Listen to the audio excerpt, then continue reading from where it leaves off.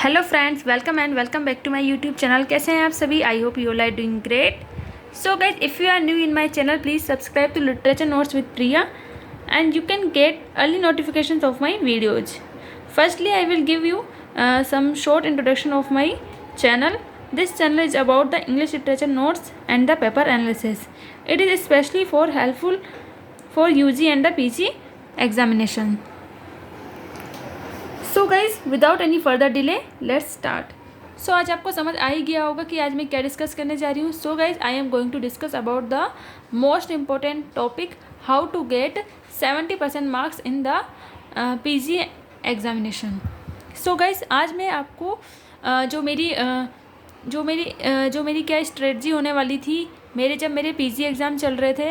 And guys, मैं आपको मेरा स्कोर भी बता सकती हूँ कि मेरे 70.11 परसेंटेज बनी थी मेरी MA में, और मैंने क्या क्या स्ट्रेटजी अपनाई थी वो मैं आपके साथ शेयर करने जा रही हूँ। और साथ ही मैं आपको यहाँ पर मेरे नोट्स भी शेयर करूँगी, जो गाइज काफ़ी घिचड़ पिचड़ लग रहे हैं यहाँ पर। सो गाइज, उस टाइम मेरे पास टाइम नहीं था और मुझे है ना थोड़ा सा इंडेक्स बनाना था, सो मैंने बहुत जल्दी अपना क्लियर करा है। और मैं आज आपको मेरा पूरा टाइम टेबल बताने जा रही हूँ कि मैंने क्या क्या टाइम टेबल अपनाया था और क्या क्या जो मैंने कौन सी जो सिली मिस्टेक्स थी उनको अवॉइड करा था और कौन कौन सी जो गुड थिंग्स थी उसको गेन करा था। So let's start. So guys, ये मेरे जो MA फाइनल के नोट्स है वही है। और इसके साथ साथ ही मैं आपको नेक्स्ट वीडियो में MA, अगर आप चाहें तो मैं MA प्रीवियस के नोट्स, साथ ही BA पार्ट 1, 2, 3 सारे नोट्स मैंने अपने खुद से ही तैयार करे थे। और जो मेरे खुद के नोट्स ही वही मैं आपको हैंड रिटन नोट्स शेयर करूँगी। और ये जो नोट्स है इन्हीं नोट्स में से मैं आपको हमेशा ही आपके लिए वीडियोज़ लेकर आती हूँ। और कुछ जो नोट्स हैं वो मैं सेल्फ तैयार करती हूँ आपके सिलेबस के अकॉर्डिंग। सो गाइज़, ये मेरा सिलेबस हुआ करता था और शायद कुछ चीज़ यहाँ मेंशन नहीं है। और वो सारी चीज़ें मैंने पोइट्री वगैरह जो एक्सप्लेनेशंस हैं वो सारी मैंने खुद से तैयार करी थी, और जो मैंने कुछ गूगल की हेल्प से पढ़ी थी। सो गाइज़, आज मैं आपको बताने जा रही हूँ कि आप कैसे नोट्स तैयार कर सकते हैं। और मैं आपको अपनी जो पूरी नोटबुक है उसका पूरा विजिट करवाती हूँ अभी। Let's start. सो गाइज, जैसे जब मैं अपनी PG में थी, जब मैं स्टार्टिंग 12 से ही पढ़ रही थी लिटरेचर को, तभी से मेरी एक हैबिट थी जो मैंने अपने अंदर अपनाई थी कि जैसे जो भी मैं कुछ पोइट्री पढ़ती हूँ, उस टाइम इतना नॉलेज नहीं था कि मैं कुछ वीडियोज़ वगैरह बना लूँ यूट्यूब पर, और जो कुछ पोइट्री है उनको अलग से ही, मतलब मुझे ऐसा लगता था कि शायद मैं इनको लिख लूँगी तो मुझे ज़्यादा अच्छे से याद रहेगा। तो जैसे द लोटस पोएम में तो मेरी क्या हैबिट थी, मैं हमेशा से जैसे द लोटस पोएम मैंने रीड करी, अच्छे से पढ़ी, फिर उसके बाद में जो इसकी समरी थी ना वो उसको मैं यहाँ लिख लिया करती थी। और यही मेरी हैबिट थी, 7-8 साल से मैंने ये हैबिट अपनी अपनाई थी, और इसी हैबिट से मैंने इसको लिखना स्टार्ट करा था। फिर मैं इसी के नीचे जैसे पोइट्री है तो इसी की जो ये जैसे मान लो यहाँ की पोइट्री इसमें हिंदी में लिखी हुई है, इसका हिंदी अर्थ है, और यहाँ पर ही मैं इसका जो इसके शॉर्ट नोट्स थे वही मैं यहाँ लिख लिया करती थी, जैसे मैसेज, थीम, और इसमें क्यूपिड क्या है, लव गॉड है, फ्लोरा, जूनो, साइकी।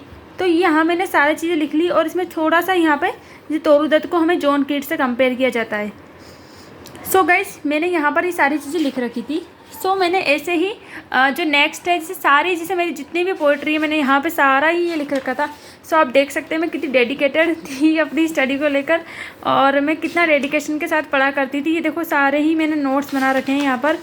मतलब ये मेरी पूरी जो नोटबुक है इतनी मोटी, ये मेरी ओनली MA प्रीवियस की ही नोटबुक है, और ये मैंने पूरी इसको यहाँ से भर रखी है। इसी के साथ साथ मेरी MA, ये तो एक नोटबुक है, इसके अलावा एक और नोटबुक है मेरी जो MA फाइनल की है। मतलब दो नोटबुक है मेरे पास MA फाइनल की। उसके अलावा बहुत सारी जो बुक्स थी वो भी मैंने रीड करी थी। जैसे अब आप देख सकते हैं ये तोरू दत्त मेरे यहाँ पे था, जैसे तोरू दत्त का खुद का इंट्रोडक्शन भी मैंने यहाँ लिख रखा था। उसके अलावा मैंने बहुत सारी इंडियन राइटिंग की बुक्स पढ़ी थी, जो मेरा इंडियन राइटिंग उससे मेरा कंप्लीट हुआ था। सो गाइस, आप देख सकते हैं ये ऐसे मैंने पूरी अपना जैसे जहाँ भी मैंने पढ़ी थी ऐसे पूरा कंप्लीट कर रखा था। ये देख लो आप। सो गाइज, आप यकीन नहीं मानेंगे, मेरे इतना हेल्प करा इसने मुझे। मतलब मुझे सारे शॉर्ट क्वेश्चन इनमें से आए थे, इसलिए कभी कभार मैं आपको जब भी कोई जो नोट्स बताती हूँ, मेजर नोट्स बताती हूँ, मैं आपको क्रिटिकल अप्रिसिएशन किसी भी पोएम की बताती हूँ, तो मैं वहाँ पर क्या है थोड़ा सा आपको बता देती हूँ कि ये शॉर्ट क्वेश्चन आ सकते हैं, क्योंकि मुझे इतना आइडिया रहता है, क्योंकि मैंने इतना पढ़ लिया है कि मुझे पता रहता है कि यहाँ से शॉर्ट क्वेश्चन बन सकते हैं। तो मैंने हर चीज़ का शॉर्ट क्वेश्चन बनाए हुए हैं। तो गाइज ये तो मेरा पोइट्री कलेक्शन हो चुका है। इसके अलावा भी मैंने जैसे ये तो जैसे इंडियन राइटिंग के, जैसे मान लो WB ईट्स, ये ओडन आ गया यहाँ पर, ओडन की पोइम है। सबके साथ ही मेरे जैसे जो पोइट्री है उसके साथ ही मेरे सबके शॉर्ट क्वेश्चन हमेशा से रहते थे। ये वेस्टलैंड है तो मेरा सबका हमें अलग से शॉर्ट क्वेश्चन तैयार करा करती थी। उसके अलावा ही मैं उसके अलावा जो मेजर क्वेश्चंस थे वो अलग रहते थे। जैसे अरिस्टोटल है, ये मैंने आपके साथ शेयर किया हुआ है क्वेश्चंस। अरिस्टोटल का क्वेश्चन है जो इसे ये पूरा, तो आप देख लो मैंने कैसे पढ़ रखा था इसको, पूरा मैं अच्छे से रीड करा करती थी इनको। गाइस मैं अभी एक दो टिप्स आपको लास्ट में देख के जाऊँगी जो काफ़ी हेल्पफुल रहने वाली है आप लोगों के लिए। सो आप देख सकते हैं मेरे नोट्स कैसे रहा करते थे, पूरा अंडरलाइन करना। उस टाइम इतना हाईलाइटर का क्रेज़ नहीं था तो मेरे पास हाईलाइटर नहीं थे। सो मैं रेड पेन या ग्रीन पेन और इनसे ही ब्लैक पेन का यूज़ किया करती थी। जैसे मेन हमेशा से मेरा क्या रहता था, कोई भी जैसे मेन टॉपिक के हेडिंग है उसको ब्लैक पेन से लिखा करती थी हमेशा फिक्स से ही। मेरे साहब नोटबुक में ऐसा चलेगा, जैसे ब्लैक से लिखा, फिर जो सब हेडिंग है उसको ग्रीन से लिखती थी और फिर अंडरलाइन रेड से। इससे मुझे थोड़ा सा डिफरेंस पता लग जाता था चीज़ों का। ये मेरा क्रिटिकल हो गया। अब जैसे वापस से फिर मैंने यहाँ पे जैसे मान लो जो भी मेजर क्वेश्चन थे उनके सारे शॉर्ट क्वेश्चन से, अरिस्टोटल है तो इसका शॉर्ट क्वेश्चन यहाँ रेडी करना है। और जैसे एस टी कोलरिज का हो गया अपना, मैथ्यू अर्नोल्ड का, ही सारे इधर पीछे की तरफ ही सारा जो मेजर बड़े बड़े क्वेश्चन थे 20 मार्क्स के वह थे। और मैंने यहाँ पे शॉर्टली भी इनको प्रिपेयर कर रखा है, ये देख लीजिए आप। फिर जैसे कोई भी पोइट्री होती है, जैसे विक्टोरियन एज की यूलिसिस है, तो मैंने थोड़े दिन पहले ही आपका मैंने ड्रामेटिक मोनोलॉग की एक सीरीज़ स्टार्ट करके थी। अगर आपने नहीं देखी तो प्लीज़ आप देख सकते हैं उसको जाकर। उसमें मैंने पूरा मेजर क्वेश्चन को डिस्क्राइब करा था। अब आपको गाइस ऐसा लगेगा कि ये शायद मुझे ऐसा नहीं करना चाहता है या आप नहीं कर सकते, तो आपको मतलब कोई प्रेशर नहीं है कि आप ऐसा ही हिंदी सबकी जो पोइम्स है उनकी हिंदी लिखो, ज़रूरी नहीं है। बट ये मेरा एक एक्सपीरियंस था, मुझे अच्छा लगता था इसलिए मैंने लिख लिया बस। ये होता है कि लास्ट टाइम पे हम इसकी जो अगर समरी भी रिवाइज कर जाते हैं ना तो हमें काफ़ी जो हेल्प मिलती है इससे। सो गाइस आप देख सकते हैं मैंने अपनी पूरी कॉपी को भर रखा था पूरा। ये सब मुझे कहीं से भी पूछ लो बिल्कुल एकदम से लर्न था। और सारे देखो मैं इसे पूरा पेज नंबर वगैरह सब लिखा करती थी, सारा टोटल लिखा करती थी सब चीज़ें।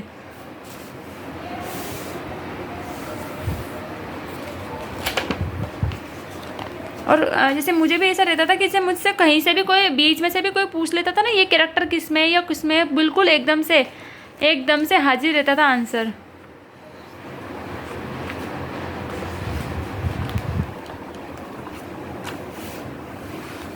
सो गाइस आप देख सकते हो मैंने कैसे प्रिपेयर करा था इसको। ये भी मैं मोटा मोटा आपको दिखा रही हूँ कि आप भी अपने नोट्स ऐसे ही बनाइए ताकि आपको हमेशा समझ में आ जाए। मतलब कि जो मेरे BA के जो फर्स्ट ईयर के भी जो नोट्स है ना, वो मैं आज भी अगर पढ़ती हूँ तो मुझे आज भी वैसे ही ऐसा लगता है मैं BA फर्स्ट ईयर में चली गई हूँ, अभी उसी दुनिया में चली गई हूँ। तो मुझे वैसे ही याद आ जाते हैं क्योंकि वो अभी भी इतने क्लियर तरीके से इतने अच्छे से लिखे हुए हैं कि वो मुझे सारा ही समझ में आ रहा है। सो गाइस इसलिए मैं आपके साथ ही कुछ हमेशा नोट्स वगैरह शेयर करती रहती हूँ ताकि जैसे कोई भी स्टूडेंट्स है उनको मतलब मैं क्या हेल्प कर सकती हूँ वो मैं कर सकूँ। इसलिए मैं थोड़ा सा यूट्यूब पे वीडियोज़ वगैरह डालती रहती हूँ ताकि वो शायद आपके कहीं ना कहीं हेल्प कर जाए। सो गाइस आप देख सकते हो मैंने लास्ट तक पूरी मेरी कॉपी भर रखी थी। मतलब शायद ही कहीं बचा होगा जो मैंने कुछ, हर पेज भर रखा था, हर पेज।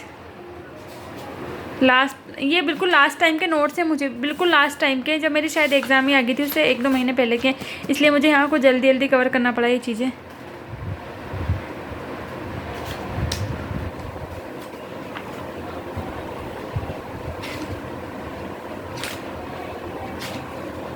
वैसे गाइस कई लोग दिखाते नहीं है बट मेरा ऐसा है कि अपनी चीज़ें मैं सबसे शेयर करती हूँ और अगर मैं किसी को अपने नोट्स शेयर कर सकूँ तो मुझे अच्छा लगेगा। किसी के नंबर अच्छे आए मेरी वजह से तो मुझे काफ़ी अच्छा लगेगा।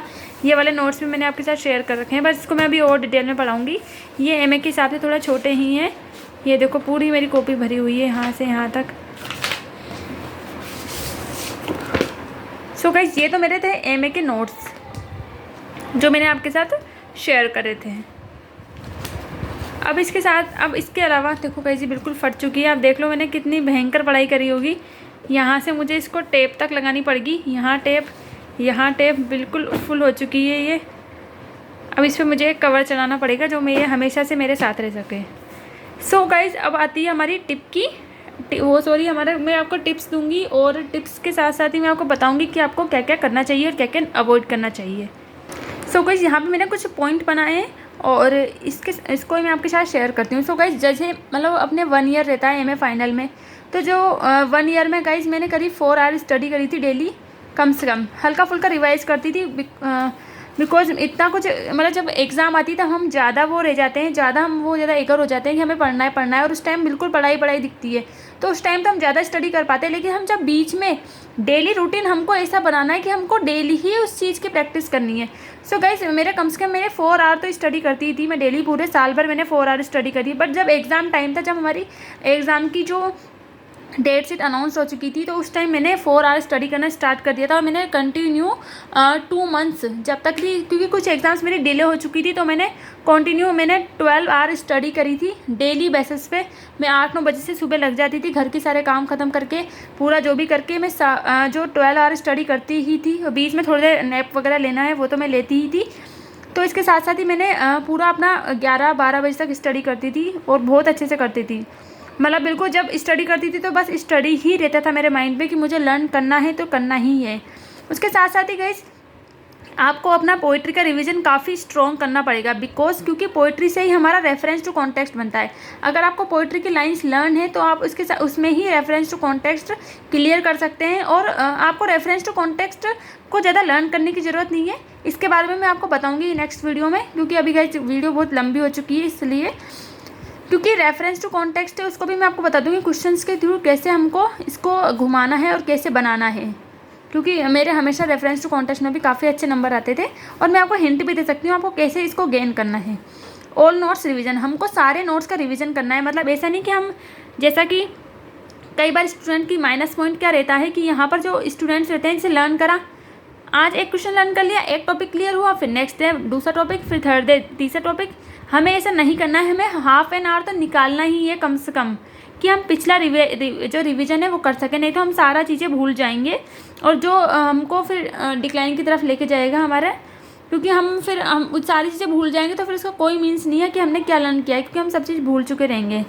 आपको शॉर्ट क्वेश्चंस की प्रैक्टिस करनी है। ऐसा नहीं कि शॉर्ट क्वेश्चंस को अवॉइड कर दे कि नहीं ये तो शॉर्ट क्वेश्चन से 1 नंबर के तो हम इसको अवॉइड करते हैं, ऐसा नहीं कर सकते हम, क्योंकि शॉर्ट क्वेश्चंस को भी हमको काफ़ी इंपॉर्टेंट रहते हैं और उसको काफ़ी हमें जो हमारी जो परसेंटेज है उसमें काफ़ी इंपॉर्टेंट रोल रहता है, क्योंकि 10 मार्क्स के तो कम से कम हर यूनिवर्सिटी में आते ही हैं।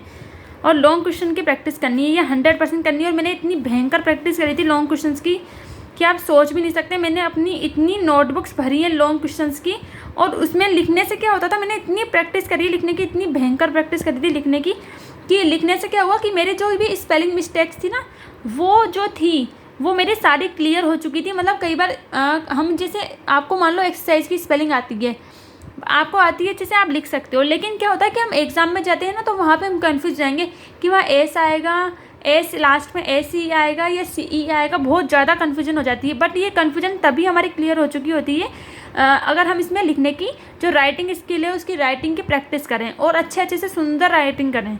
मैंने इतनी भयंकर प्रैक्टिस करी थी, आप सोच भी नहीं सकते, कि इसलिए मैं कहती हूँ कि हमेशा आपको जो अच्छे से प्रैक्टिस करनी है अपनी राइटिंग स्किल्स की। सो गाइज अब मैं धीरे धीरे आपके साथ ये वाली चीज़ें शेयर करने लगूंगी और इसके साथ ही शेयर करती रहूँगी। और मैं अपना और अच्छे से एक टाइम टेबल शेयर करूँगी आपके साथ, जो मैं एमए में बिल्कुल स्ट्रिक्ट फॉलो करती थी, इतना भयंकर स्ट्रिक्ट करती थी, जो आपको भी वैसे ही करना पड़ेगा, तभी आप 70% मार्क्स ला सकेंगे। और कहीं ना कहीं मुझे यकीन है कि आप उससे भी ज़्यादा ला सकेंगे अगर आप ऐसे ही अच्छे से मुझे फॉलो करते रहें तो। और इसके साथ साथ ही मैं आपको एमए प्रीवियस वगैरह जो बीए के सारे नोट्स मैं आपको एक बार मेरी नोटबुक है उससे गो थ्रू करवाऊँगी। इससे क्या है आपको आइडिया मिल सकेगा। ऐसा नहीं कि आपको सेम ऐसा ही बनाना है या पूरा सबका पोइट्री का हिंदी अर्थ लिखना है, ये कहीं ना कहीं मुझे लगता है कि मुझे ऐसा नहीं करना चाहिए था। बट हाँ मैंने कर लिया तो बहुत अच्छी बात है, लेकिन अगर आप नहीं करना चाहते तो आप इसको अवॉइड कर सकते हैं। सो गाइज़ आज की मेरी वीडियो यहीं ख़त्म होने जा रही है। अगर आपको अच्छी लगी हो तो प्लीज़ गाइज़ मेरी वीडियो को लाइक करिए और मेरे चैनल पर अगर आप पहली बार आए हैं तो प्लीज़ इसको सब्सक्राइब करके ज़रूर जाइए, क्योंकि यहाँ पे आपको बहुत ज़्यादा इंपॉर्टेंट नोट्स वगैरह पेपर के एनालिसिस आप देख ही सकते हैं। मैंने कितने अच्छे नोट्स प्रिपेयर कर रखे हैं सभी बच्चों के लिए। और गाइज़ जो भी आपकी क्वेरी हो तो उसको कॉमेंट में मुझसे बताइए। और मेरी वीडियोज़ को अगर आपके कोई दोस्त हैं ऐसे ही उनके साथ शेयर कीजिए। और गाइज़ सब्सक्राइब करके जाइए। Bye bye, take care.